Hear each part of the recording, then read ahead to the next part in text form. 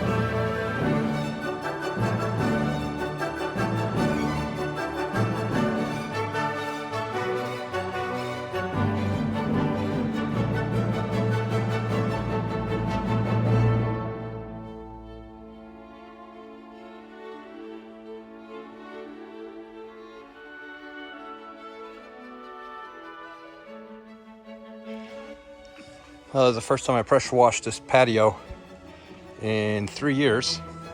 You turn around, it looks a lot better, almost looks new. I washed all the furniture, I bleached everything with my pool shock mixture that I do for pavers. Everything's washed, smells really clean. The side of the fence looks almost brand new. It's a cedar fence. And I got this table free on the side of the road. And every year these tiles pop up. So this year when I hit it with the pressure washer, I was able to get a bunch more up. So then what I'll do is when I get time, I'll just go through and re-glue those down. They pop up in the winter. And looks like the cat is trying to get out. Do not scratch the screen. They want to come out and chase some chipmunks. But see, when this is just rust that'll rinse off from when I wash the table. And then I gotta go put the rest of the stuff away. All right, well, it's 87 degrees. It's hot. It's only spring. A couple days before Memorial Day. Get in the backyard, ready to go. I still want to wash the pool patio, but I don't know if I'm going to open up the pool this year.